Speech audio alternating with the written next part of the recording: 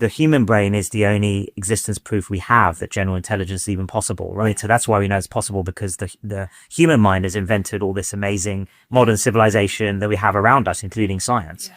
So it's incredibly general, and that's why we're so adaptive. We can adapt to new technologies. We invent all these technologies, even though our brains were evolved for hunter-gathering, you know. Yeah. So that's kind of amazing. And we wanted to, so I think we won't know we have a true general intelligence unless it has the capabilities that the brain has, because that's the only existence proof we have.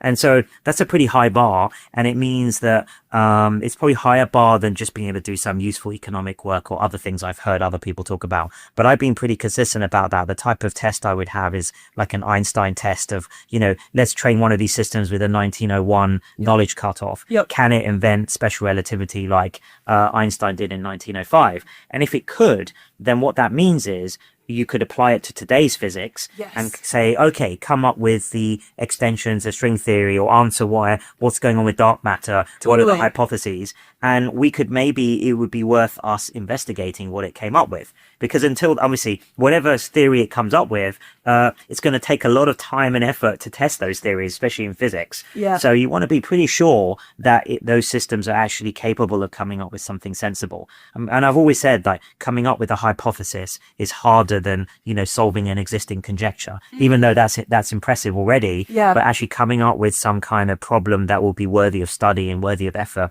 that's even harder. Kind of asking the right question is the hardest thing in science. And is that like the true creativity of like the AI system? Yeah, it's very related to what I would call true creativity. Exactly. Like, can it come up with something truly novel and actually a leap forwards rather than something incremental? So one of the ways to test that is the Einstein test, but are there other ways to test it? Yeah, you could. I mean, so another example I often give is with AlphaGo. So, of course, AlphaGo famously came up with move 37 in game 2 of the match, right? And that was a novel strategy in Go, for sure. And it changed the way Go is played.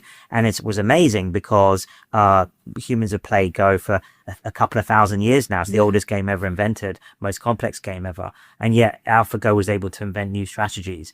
But the thing I say is, that's not enough. What you'd actually want is a future version of AlphaGo to be able to invent Go.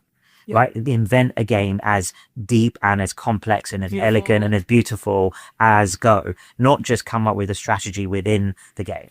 And so again, I don't think today's systems are yet capable of doing that, but I think they will be able to in the future.